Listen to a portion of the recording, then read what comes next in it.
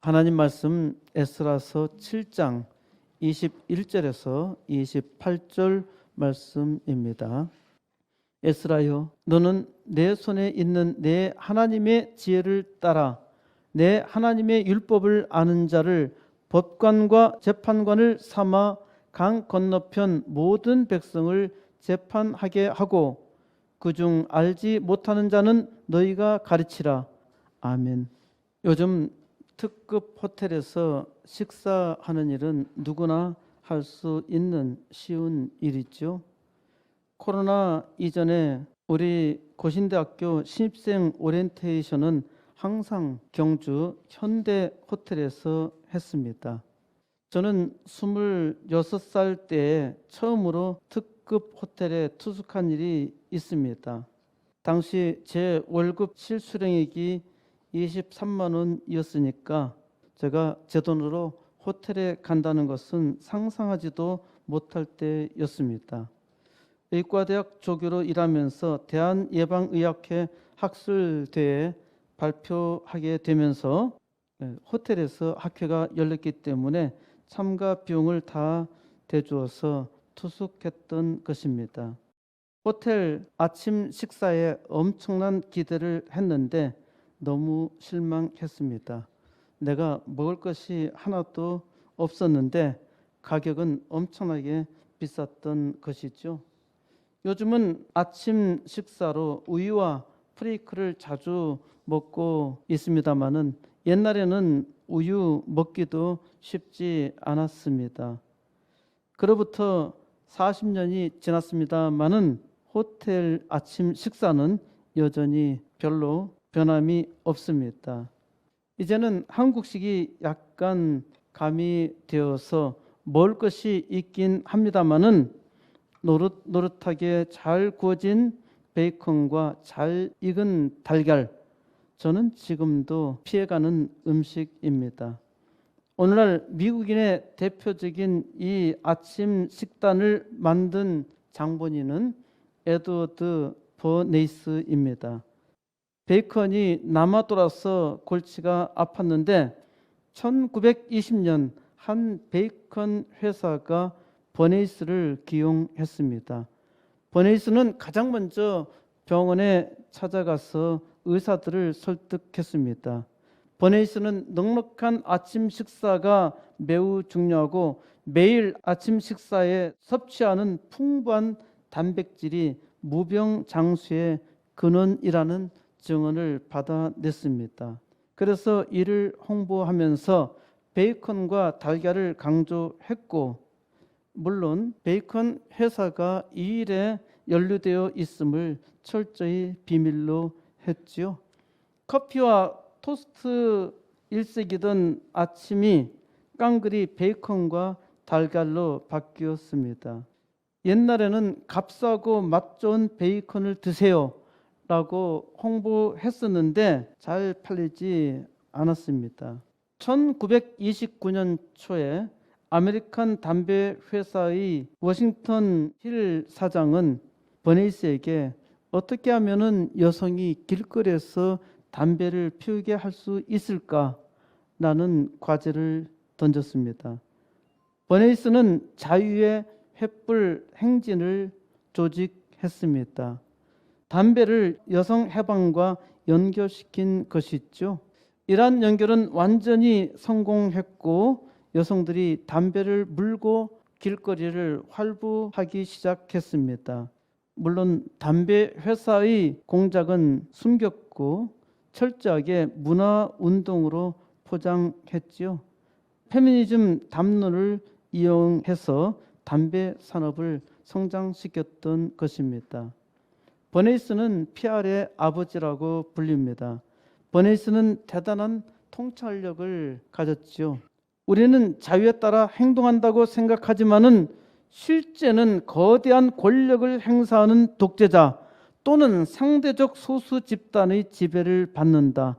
마찬가지 원리로 민주주의는 대중을 통제하고 여론을 조종하는 법을 아는 소수 엘리트에 의해 운영된다. 버네이스가 한 말입니다. 제가 왜 버네이스를 끌어들였을까요? 사람들은 속고 있다는 것입니다. 맨 처음 사람 아담은 사탄에게 속았고 그의 후손들은 모두 계속 속고 있습니다. 사람에게 지혜가 없다는 것을 알아야 합니다. 사람은 참과 거짓을 판단할 지혜가 전혀 없습니다. 그러면 사람이 어떻게 해야 하나요? 사람이 어떻게 해야 지혜를 얻을 수 있나요? 내 하나님의 지혜를 따라 하나님의 지혜를 따르는 것이 지혜입니다. 그런데 사람의 지혜로는 하나님의 지혜를 따라가지 못해요. 사람들의 생각에 하나님의 지혜를 지혜라고 생각하지 않습니다. 하나님의 지혜가 참된 지혜라고 믿는다면 당연히 하나님의 지혜를 따르겠지요. 하나님의 지혜를 지혜라고 생각하는 사람은 거의 없어요. 하나님을 믿는 사람조차 하나님의 지혜를 지혜라고 믿지 못합니다.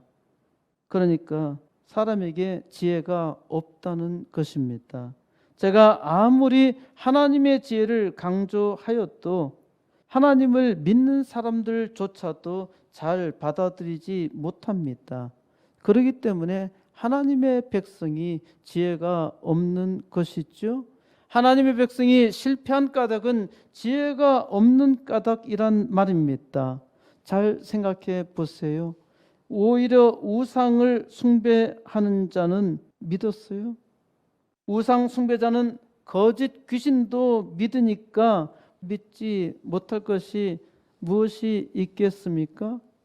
세계 최초로 강력한 제국을 만들었던 바빌론 제국의 느부갓네살 왕은 하늘의 하나님이 자기를 세상에서 가장 위대한 왕으로 세우셨다고 믿었습니다. 바빌론 제국은 벨사살 왕의 교만으로 인해서 70년 만에 망하고 맙니다. 바빌론 제국보다 더 넓은 땅을 지배하여서 세계 제국을 건설했던 페르시아 키루스 왕은 피 흘림이 없이 바빌론 제국을 정복했습니다. 키루스 왕은 하늘의 하나님께서 자기에게 천하를 주셨다고 고백합니다. 하나님의 백성은 하나님의 말씀을 무시해서 망했죠. 바로 느부갓네살과 키루스 왕에게 지배를 당했잖아요.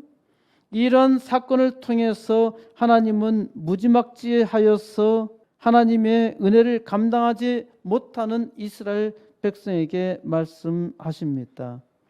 이스라엘 역사를 통해서 개입하신 하나님은 오늘도 하나님께서 선택한 백성들에게 에스라를 통해서 계시하시며 은혜 주십니다.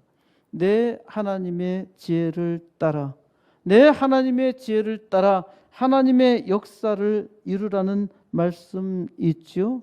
에스라서 7장 21절 나 곧 아닥사스다 왕이 유프라테스 강 건너편 모든 창구지기에게 조서를 내려 이르기를 하늘의 하나님의 율법 학작 겸 제사장 에스라가 무릇 너에게 구하는 것을 신속히 시행하되.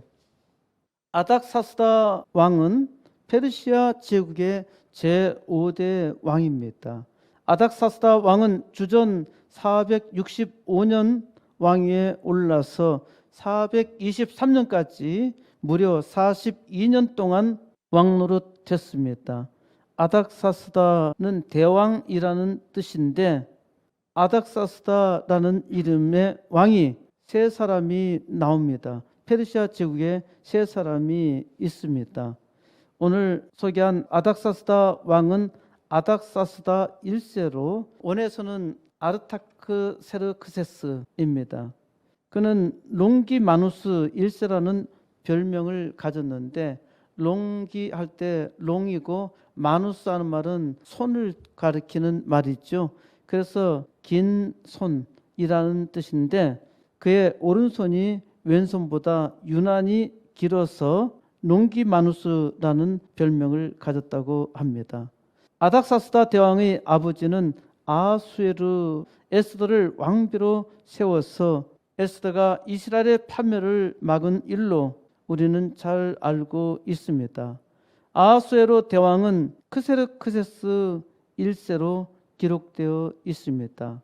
아하수에로 왕은 주전 486년 등극하여서 21년 동안 왕노릇했는데 그의 측근 신하 아르타바누스에 의해서 살해당했습니다. 아르타바누스의 반역에 대해서는 여러 가지 설이 있는데 철학자 아리스토텔레스에 따르면은 아르타바누스는 태자 다리우스의 사망에 책임이 있었다는데 아하수에로 대왕이 자기를 보복할까 두려워서 왕을 암살했다고 합니다. 아하수에로 대왕의 셋째 아들인 아닥사스다가 아르타바누스와 그 아들을 죽이고 왕위에 올랐습니다. 에스라서 4장 6절 또 아하수에로가 즉위할 때 그들이 글을 올려 유다와 예루살렘 주민을 고발하니라. 에스라는 아하수에로 대왕 때 일어났던 성전 재건 반대에 대한 기록을 이 한 줄로 남겨놓고 있습니다. 그래서 이 고발이 무엇인지 알 수 없지만은 에스더서에 보면은 하만 장군에 의한 유대인 말살 사건이 기록되어 있는데 아하수에로 대왕이 즉위한 처음부터 유대인 말살 공작을 폈던 것으로 보입니다. 유대인 말살 작전의 정점이 하만의 유대인 말살이었죠. 에스더가 삼촌 모르드게의 권유에 따라서 죽으면 죽으리라는 기도로 그 위기에서 건져냈죠. 그리고 도리어 하만이 그 장대 끝에 매달려 죽게 되었습니다. 아하수에로 대왕은 자기의 경호대장 마르타바누스에 살해당했고 아닥사스다 대왕이 왕위에 올랐습니다. 4장 7절 아닥사스다 때에 비슬람과 미드르닷과 다브엘과 그의 동료들이 페르시아 왕 아닥사스다에게 글을 올렸으니 그 글은 아람 문자와 아람 방언으로 써서 진술하였더라. 악당들은 하나님의 성전 재건을 주도 면밀하게 끝없이 방해하고 있습니다.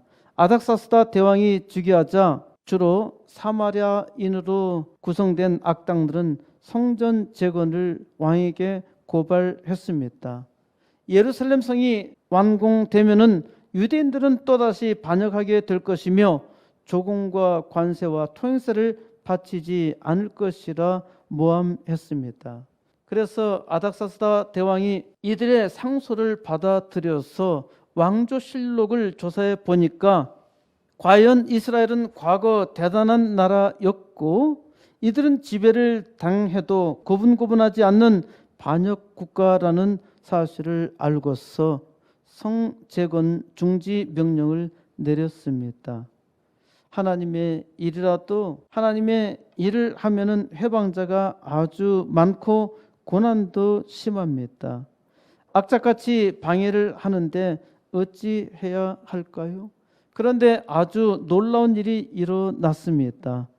7장 7절 아닥사스다 왕 제7년에 이스라엘 자손과 제사장들과 레위 사람들과 노래하는 자들과 문지기들과 느디밈 사람들 중에 몇 사람이 예루살렘으로 올라올 때 아닥사스다 왕 때에 상소를 올려서 예루살렘 성 재건을 회방했는데 아닥사스다 왕 제7년에 이스라엘 자손들이 예루살렘으로 올라옵니다. 여기서 이스라엘 자손은 바빌론 포로에 있던 사람들이 예루살렘으로 올라온 것입니다.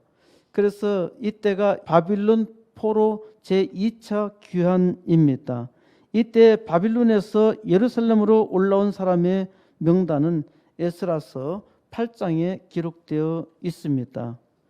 7장 8절 이 에스라가 올라왔으니 왕의 제7년 다섯째 달이라. 학자 에스라가 주도하여 페르시아 아닥사스다 왕 제7년 그러니까 주전 458년에 바빌론 2차 포로 귀환이 일어났던 것입니다.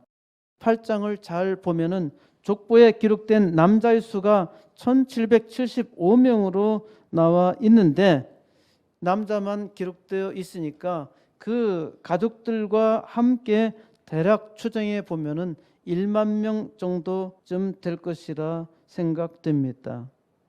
어떻게 수많은 방해 공작이 있는데 이러한 놀라운 일이 일어났을까요? 에스라가 쓴 기록을 읽어야 합니다. 11절 여호와의 계명의 말씀과 이스라엘에게 주신 율례 학자요 학자 겸 제사장인 에스라에게 아닥사스다 왕이 내린 조서의 초본은 아래와 같으니라. 아닥사스다 왕은 학자 겸 제사장, 그러니까 에스라는 학자이고 이전 성경에서는 학사 에스라로 번역했는데 이 세번역 성경에서는 학자 에스라, 학자였고 제사장이었습니다. 에스라는 선자가 아니었어요. 율법 학자였고 그는 제사장이었습니다. 12절 모든 왕의 왕 아닥사스다는 하늘의 하나님의 율법에 완전한 학자 겸 제사장 에스라에게 13절 조서를 내리느니 우리나라에 있는 이스라엘 백성과 그들 제사장들과 레위 사람들 중에 예루살렘으로 올라갈 뜻이 있는 자는 누구든지 너와 함께 갈지어다. 페르시아 제국의 왕 중에 왕인 아닥사스다 대왕이 하늘의 하나님의 율법에 완전한 학자 겸 제사장 에스라에게 조서를 내렸습니다. 페르시아 제국에 있는 이스라엘 모든 백성 중에서 예루살렘으로 귀환하고자 뜻하는 사람들은 누구든지 학자 에스라 너와 함께 올라가라는 것입니다. 이 일은 하나님께서 하신 일입니다. 페르시아 제국의 초대왕 키루스 대왕이 하나님의 계시를 받았지요. 하나님의 감동을 받고서 키루스 대왕은 하나님께서 이를 명하셨다 하였습니다. 그래서 하나님께서 예레미야 선지자를 통해서 말씀하신 예언대로 유다 백성은 바빌론 제국에 의해 포로로 끌려간 지 70년 만에 자기 땅으로 돌아왔습니다. 이스라엘 백성이 예루살렘 성으로 돌아와 성전 재건을 시작했지만은 방해 공작으로 곧 중단되고 말았습니다. 그로부터 거의 80년 만에 다시 제2차 포로 귀환이 일어난 것입니다. 80년이 지났으니까 포로 귀환 1세대는 다 죽었고 이제 성전 재건에 대해서도 완전히 소망을 잃었을 때이겠지요. 그런데 이때 놀라운 일이 일어난 것입니다. 하나님께서 이제서야 은혜를 주신 것이죠. 하나님께서 은혜 주시려면은 계속 은혜를 주셔서 완벽하게 한 방에 은혜로운 역사를 이루시지 왜 하나님께서 키루스 대왕을 통해서 성전 재건을 하도록 이스라엘 포로 귀환을 명하셨다가 3년도 채 안 돼서 중지되고 80년 후에 되어 다시 제2차 포로 귀환을 통해서 이 일을 이루실까요? 참 희한한 일이죠. 하나님이시라면은 한 방에 그냥 끝내셔야 하는데 왜 하나님의 은혜로운 역사가 이처럼 짧을까? 이것을 알아야 합니다. 하나님께서 은혜를 주셔도 사람이 감당하지 못한다는 것이죠. 하나님께서 우리에게도 무수한 은혜를 주셨지만은 우리가 하나님의 은혜로운 역사대로만 살면은 대단히 능력 있는 하나님의 종으로 하나님의 영광을 나타낼 터인데 우리는 세상에서 믿음으로 잘 살지 못합니다. 사람이 악하기 때문에 하나님께서 은혜를 주셔도 곧 망각합니다. 심지어 하나님께서 은혜 주셨는데 나중에는 하나님을 대적하고 원수로 삼기까지 한단 말입니다. 하나님을 잘 믿다가도 은혜가 떨어지면은 믿지 않게 되고 심지어 하나님을 대적하는 일까지 하잖아요. 그래서 하나님은 그의 백성에게 은혜를 구하게 하십니다. 하나님의 백성이 하나님께 은혜를 구할 때 하나님께서 들으시며 이루시는 것이죠. 그러니까 이스라엘 백성이 80년 동안 그 땅에 살았어도 하나님의 은혜를 잘 구하지 못해 하나님께서 어떻게 이 백성들을 고치실까요? 여기 있는 이 백성들이 못 고치니까 저 바빌론 제국에서 포로로 끌려와서 페르시아 제국 여러 지역에 살던 사람들에게 하나님께서 또 감동을 주어서 일으키시는 것입니다. 그래서 학자 에스라를 통해서 하나님께서 이 일을 하셔요. 학자 겸 제사장 에스라가 누구인가요? 7장 1절 이 일 후에 페르시아 왕 아닥사스다가 왕위에 있을 때 에스라라 하는 자가 있으니라. 그는 스라의 아들이요 아사랴의 손자요 힐기야의 증손이요. 에스라의 족보를 계속 거스려서 2절 3절 올라가는데 그의 족보의 끝은 대제사장 아론이었습니다. 그는 대제사장 아론의 16대 손이었습니다. 아론이 누구입니까? 아론은 출 이집트의 주역인 모세의 형이죠. 모세와 함께 출 이집트 사건을 주도했던 제사장이 아론입니다.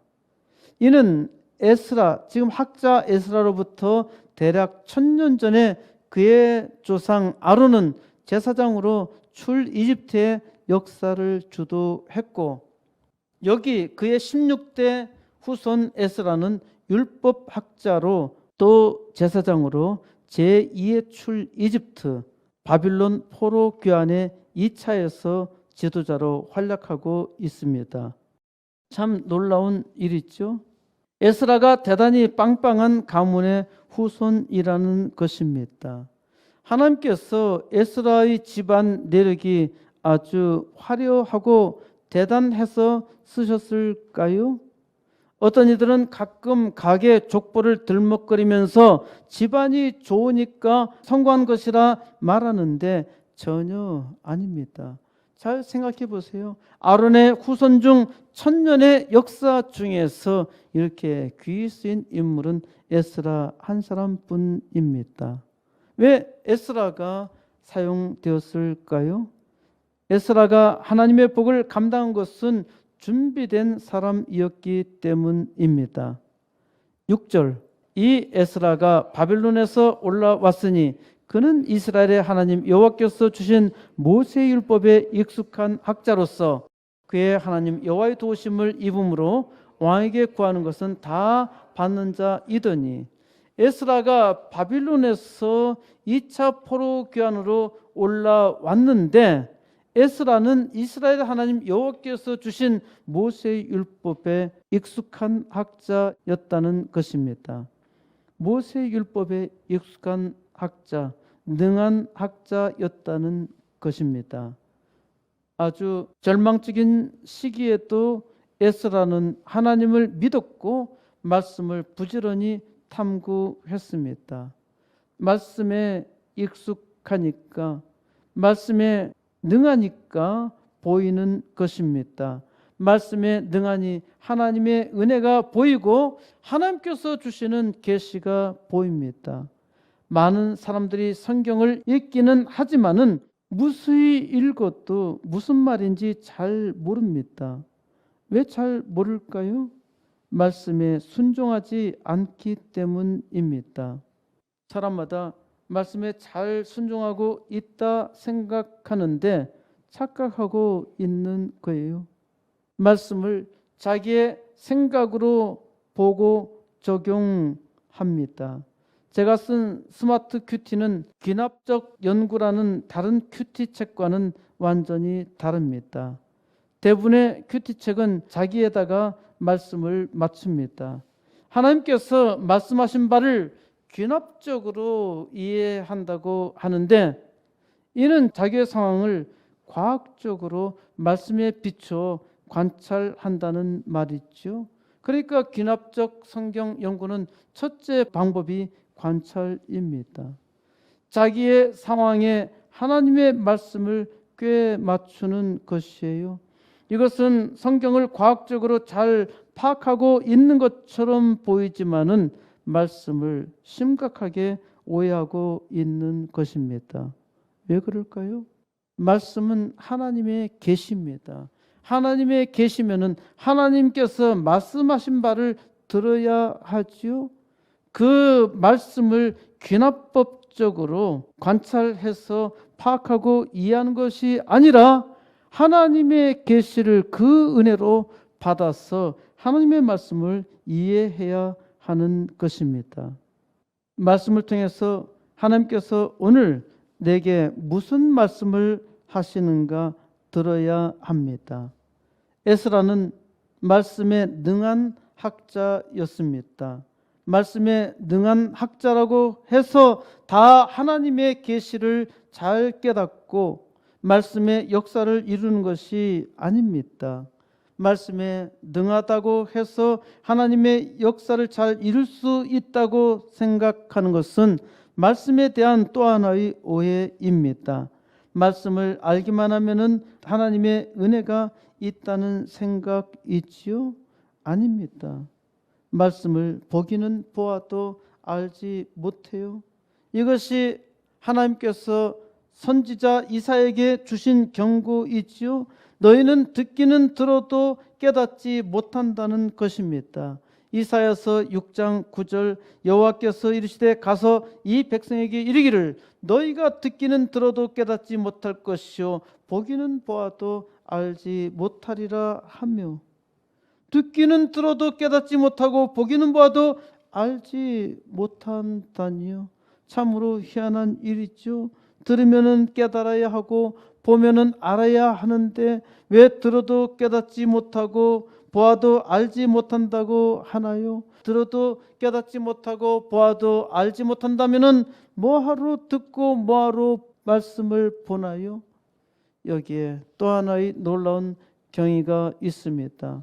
듣기는 들어도 깨닫지 못하고 보기는 봐도 알지 못하는데 하나님께서 듣게 하시고 하나님께서 보게 하신다는 것입니다.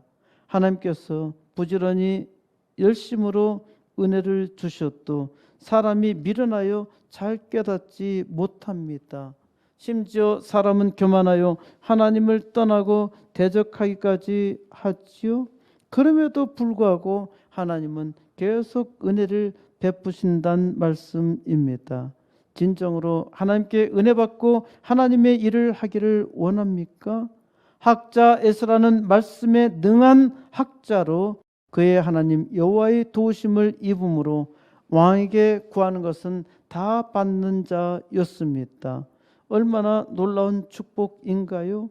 어떻게 학자 에스라가 그의 하나님 여호와의 도우심을 입어서 왕에게 구하는 것은 다 받는 자가 되었을까요? 다시 한번 읽겠습니다. 11절 여호와의 계명의 말씀과 이스라엘에게 주신 율례 학자요 학자 겸 제사장인 에스라에게 아닥사스다 왕이 내린 조서의 초본은 아래와 같으니라. 12절 모든 왕의 왕 아닥사스다는 하늘의 하나님의 율법에 완전한 학자 겸 제사장 에스라에게 뭐가 보이시나요? 두 절을 읽었는데 뭐가 보이시나요? 에스라를 지칭하는 말에 학자 겸 제사장인 에스라라 하고 있지요. 아닥사스다 왕이 에스라를 학자 겸 제사장이라 하는 것을 보면은 에스라를 인정했다는 말입니다. 무엇을 인정했나요? 에스라는 하나님의 말씀에 능한 곧 하나님의 말씀을 잘 알고 있는 학자였고 또한 제사장직을 아주 잘 수행했다는 것입니다.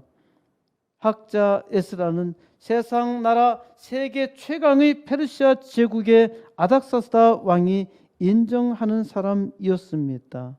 예루살렘 성전과 성을 재건하는데 반대한 사람이 아주 많은데 어떻게 아닥사스다 왕이 솔선수범해서 예루살렘 성읍을 재건하는데 이 놀라운 사역을 에스라에게 맡겼을까요? 23절에서 아닥사스다 왕은 하늘의 하나님이 명령하신 것이라 말합니다. 이는 하나님께서 하신 신비한 일이지요. 아닥사스다 왕에게 하나님이 명령하셨고 아닥사스다 왕은 그 명령을 집행한다는 것이며 이 명령을 성실한 학자 에스라에게 명령하여서 이 놀라운 일을 이루게 하신 것입니다. 하나님은 출 이집트의 역사에서 모세를 사용하셨고 직접 하나님께서 역사하셨지만은 제2의 출 이집트 곧 바빌론 포로 귀환은 모두 예레미야 선자와 이사야 선자의 예언대로 이방 페르시아 제국의 왕을 통해서 이제 2차 귀환에서는 학자 에스라로 일하셨죠. 이것이 아주 희한한 일이죠. 그런데 이것도 한 방에 이루신 것이 아닙니다.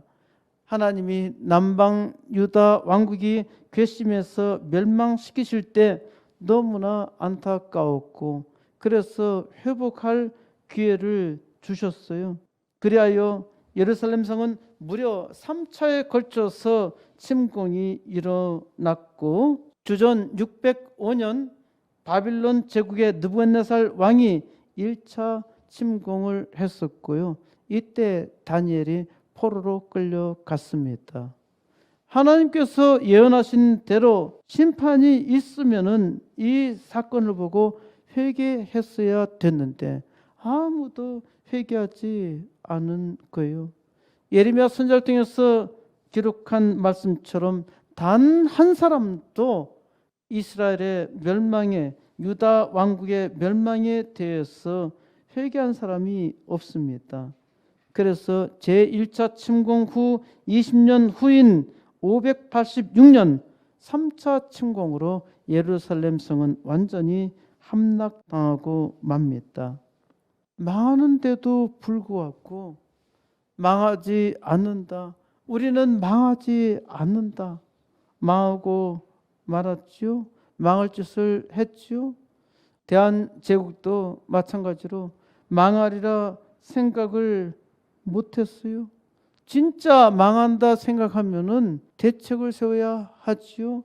물론 망하기를 바라고 망할 짓을 하며 일본에 붙어가지고 많은 돈과 권력을 취한 사람들도 있습니다. 많은 사람들이 망할 줄을 모르고 망할 짓을 했기 때문에 망하고 만 것입니다. 막강한 바빌론 제국이 아주 허술하게 페르시아 제국에 의해서 멸망당했고 하나님은 키루스 대왕을 통해서 내가 너를 세웠다 하시며 유다의 포로 귀환을 명령했습니다.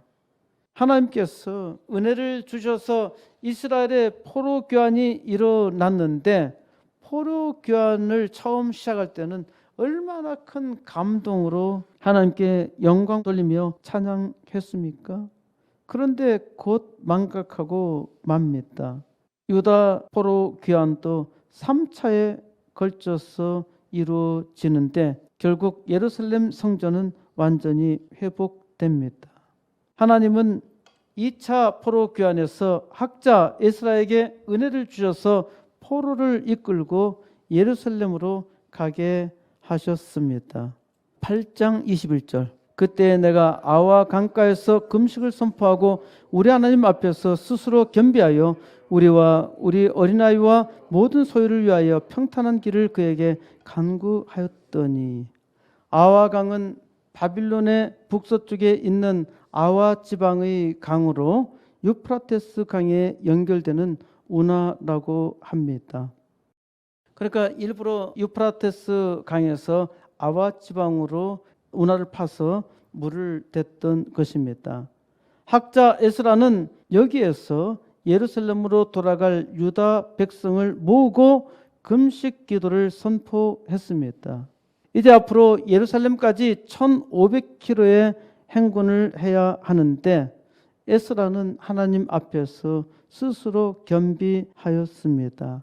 하나님의 역사를 이루려면 먼저 기도해야 하고 겸비해야 합니다.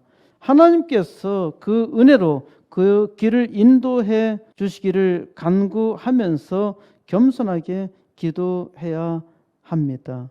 학자 에스라는 자기와 자기들의 어린 아이와 모든 소유를 위해서 평탄한 길을 간구했습니다. 학자 에스라가 간절히 기도했죠. 하나님께서 주시기로 작정하셨을지라도 반드시 기도해야 합니다.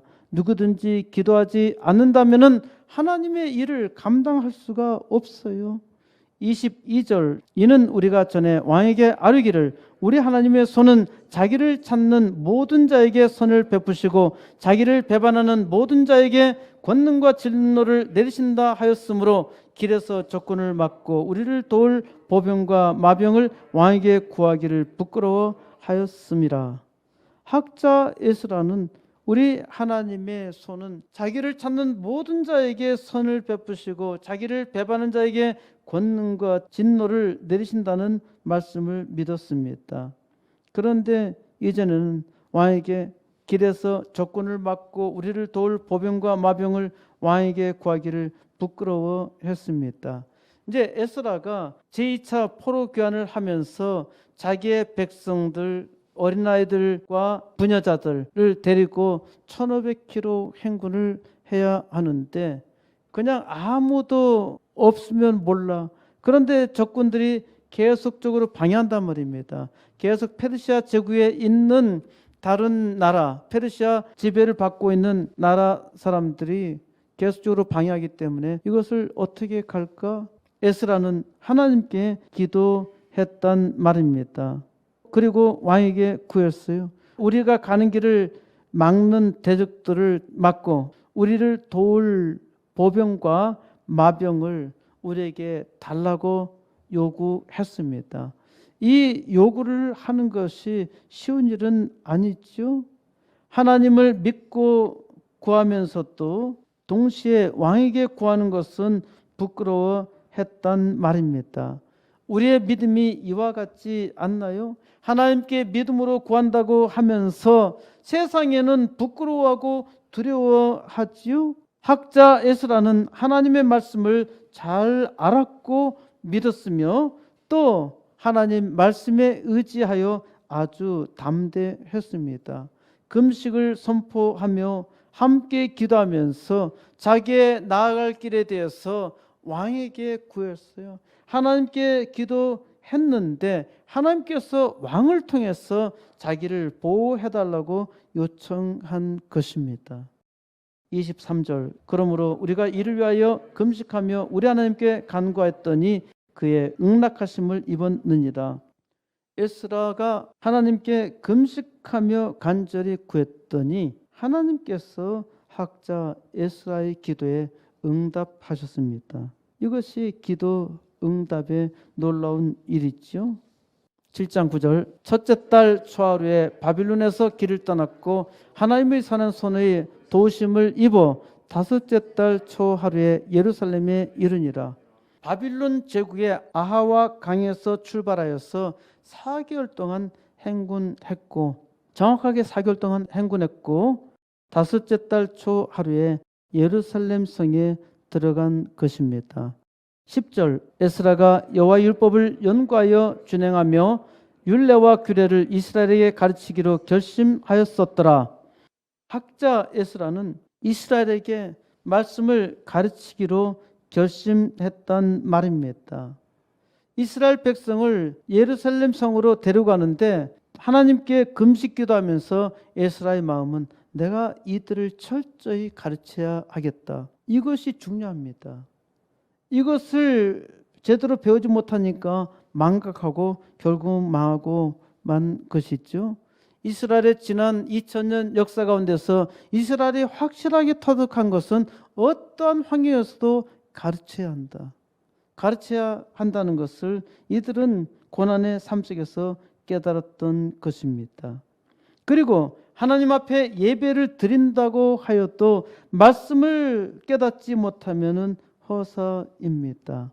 잘 생각해 보세요. 우상 숭배자들에게는 말씀이 필요 없지요.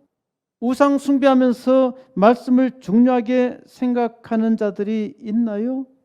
그들은 거짓 우상 앞에 절하기만 하면 되는데 하나님은 제사를 원하는 것이 아니라 말씀 듣기를 원하십니다.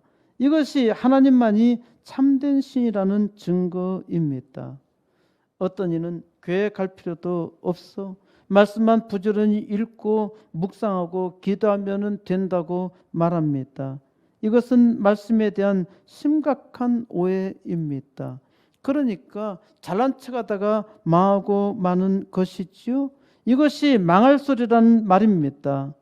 지금 코로나로 인해서 많은 사람들이 집에서 예배를 드리고 또 말씀을 공부하는데 속히 교회로 돌아와야 합니다. 하나님의 말씀을 깨달았으면은 하나님께서 말씀을 통해서 주시는 계시를 깨달으며 이 시대에 말씀의 역사를 이루어야 하지요. 말씀을 아는 것 그 자체에 목적이 있는 것이 아니라 말씀대로 사는 것이 핵심이죠.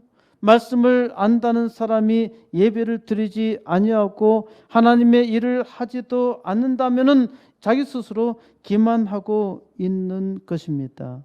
아닥사스다 대왕은 유프라테스 강 건너편에 있는 모든 창고지기에게 조서를 내려서 명령합니다. 하늘의 하나님의 율법 학작 겸 제사장 에스라가 무릇 너에게 구하는 것을 신속히 시행하라고 한 것입니다. 22절 은은 100달란트까지 밀은 100고르까지 포도주는 100밭까지 기름도 100밭까지 하고 소금은 정량 없이 하라. 바빌론 땅을 출발하여서 유다 땅으로 가는 학자 에스라가 지나가는 지역의 창고지기에게 아닥사스다 왕이 명령을 내린 것입니다.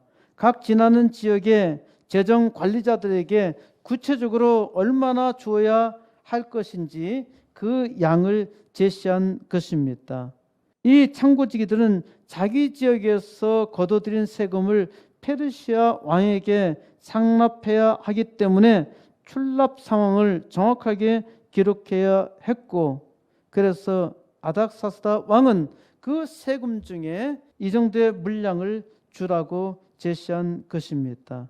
그래서 에스라는 자기 고향으로 돌아가는 4개월 동안 아주 풍족하게 물품을 공급받았습니다. 소금은 매우 중요했는데 얼마든지 원하는 대로 받게 했죠. 어떻게 아닥사스다 대왕이 이렇게 관대하게 베풀었을까요? 23절 무릇 하늘의 하나님의 전을 위하여 하늘의 하나님이 명령하신 것은 삼가 행하라. 어찌하여 진노가 왕과 왕자의 나라에 임하게 하랴? 이는 하늘의 하나님이 명령하신 것이라는 말입니다. 하늘의 하나님이 명령했기 때문에 삼가 반드시 행해야 한다는 것입니다. 하나님께서 명령하셨는데 행하지 않는다면은 그 진노가 왕과 왕자의 나라에 임하게 될 것이라는 것이지요. 페르시아 제국의 아닥사스다 왕은 이 비밀을 깨달았습니다. 아닥사스다 왕은 역사를 통해서 보았고 또 하나님께서 왕에게 명령하여 주시니까 하나님께서 왕에게 계시해 주시니까 깨달았던 것이죠. 세계 최강의 바빌론 제국은 아주 우습게 망하고 말았는데 자기의 힘을 자랑하다가 우습게 망했는데 바빌론 제국이 하나님 앞에 망령되이 행했기 때문이죠.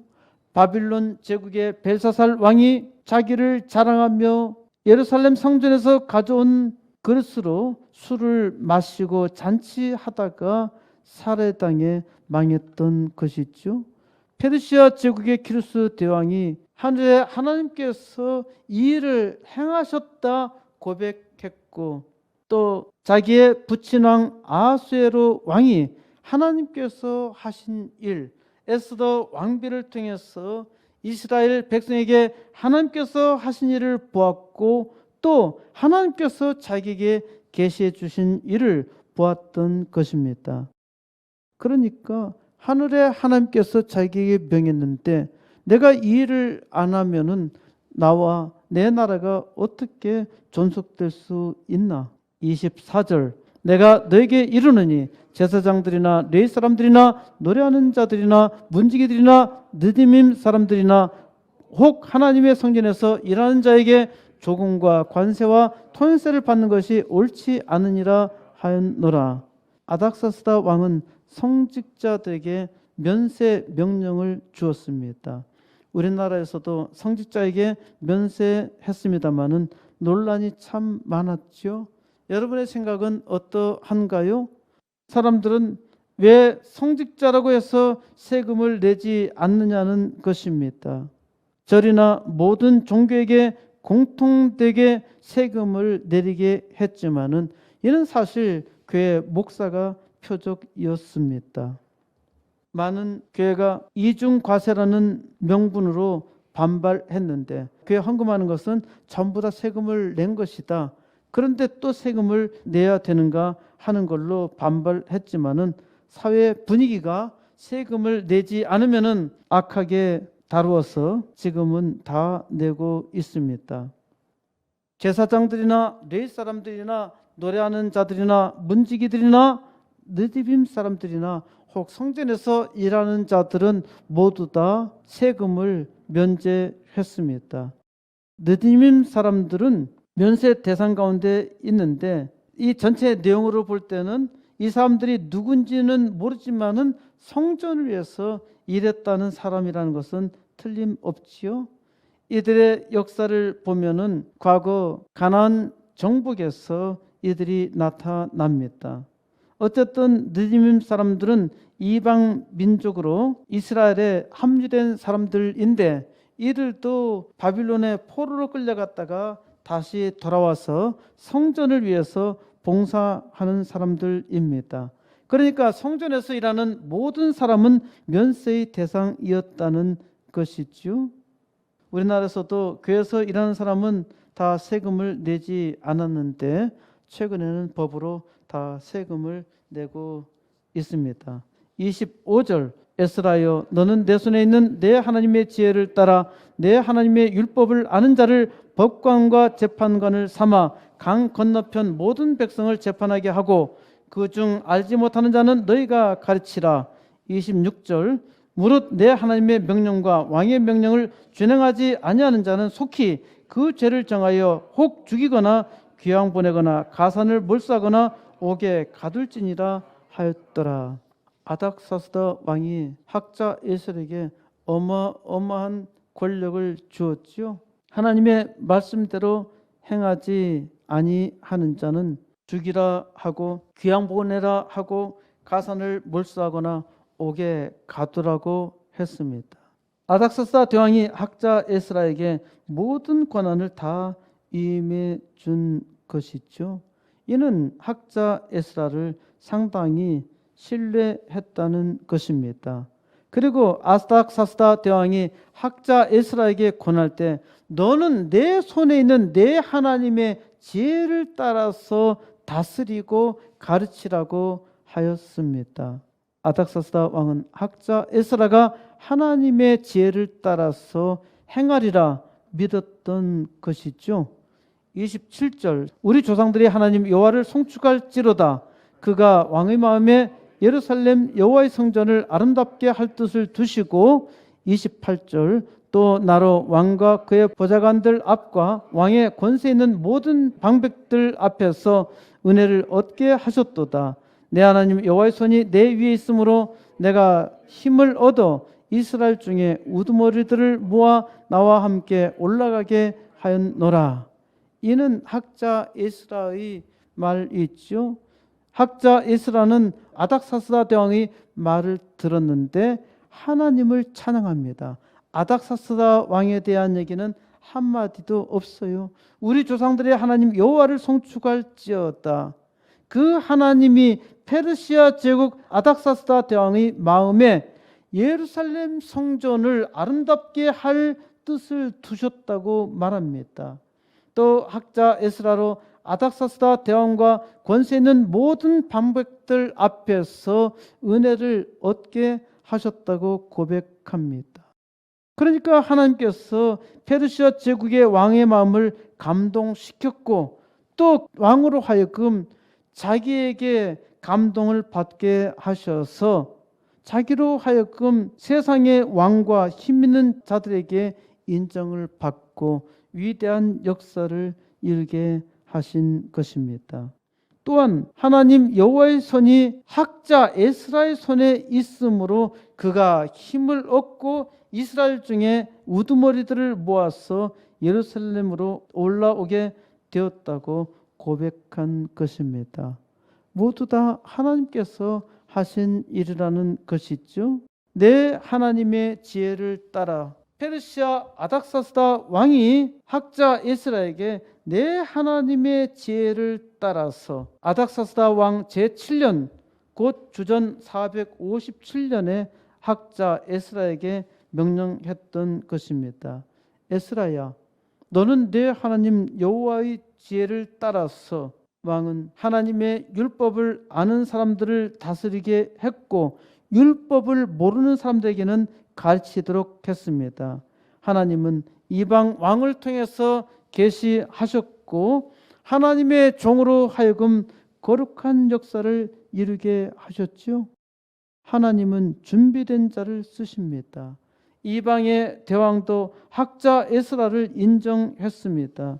저는 에스라서를 읽으면서 학자 에스라와 같이 인정받고 에스라와 같이 하나님의 성전을 아름답게 건축하는 일, 곧 이 시대에 부흥의 역사를 이루고자 하는 소망이 아주 간절했습니다. 하지만 학자 에스라에 비하면 저는 참으로 미련하고 지혜도 없고 부족하며 경건의 능력도 없습니다.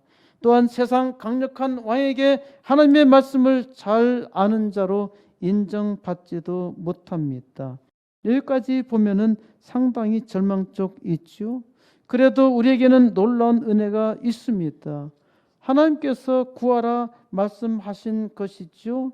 바로 나를 위해서 목숨까지 십자가에서 버리셨던 하나님의 아들이 무엇이든 자기의 이름으로 구하라 말씀하셨어요. 내 이름으로 구하면은 무엇이든지 주시겠다 말씀하셨단 말입니다. 바로 여기에 하나님의 위대한 역사를 이루는 비밀이 있습니다. 믿음으로 구하세요. 지혜가 없나요? 내 하나님의 지혜를 따라 구하세요. 하나님의 지혜를 구하면은 하나님께서 지혜를 주셔요. 세상에 속지 마세요. 세상 지혜로 속지 마세요. 사탄은 말씀을 빙자하면서까지 속이고 있는데 우리는 너무나 쉽게 잘 속고 있어요. 내 하나님의 지혜에 따라서 하나님께 구하고 하나님의 지혜를 얻으세요. 속지 않으려면 말씀에 의지하고 지혜를 구하는 기도를 해야 합니다. 내 하나님의 지혜를 따라 사람은 하나님을 위하여 일한다고 말하지만은 사람은 하나님을 위하여 일하지 못합니다. 왜 그런가요? 사람에게는 그럴 만한 지혜가 없어. 능력도 없어요. 그러니까 겸손하게 하나님께서 하시는 말씀을 들으세요. 말씀을 잘 듣는 것이 지혜입니다. 사람이 하나님을 위하여 일하는 것이 아니라 하나님이 사람을 위하여 일하십니다. 하나님이 사람을 위하여 일하신 역사적 증거가 말씀이죠. 하나님은 오늘 우리를 위하여 말씀을 기록하시고 말씀을 통해서 오늘 계시하십니다. 하나님은 오늘 여러분을 내 하나님의 지혜를 따라 일하시도록 부르셨습니다. 이제 믿음으로 하나님의 역사 이루시기 바랍니다.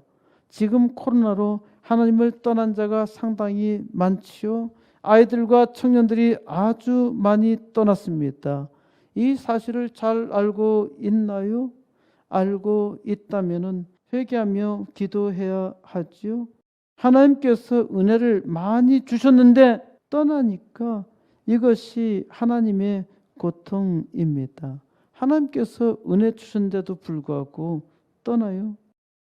내 하나님의 지혜가 무엇인가요? 하나님께서 우리에게 원하는 것은 하나님의 나라와 하나님의 의를 이루는 것입니다. 바로 이를 깨닫는 것이 지혜이고 내 삶 속에서 이루는 것이 참된 지혜입니다. 어떻게 우리가 이 거룩한 일을 감당할 수 있을까요? 내 하나님의 지혜에 따라 지혜가 있나요?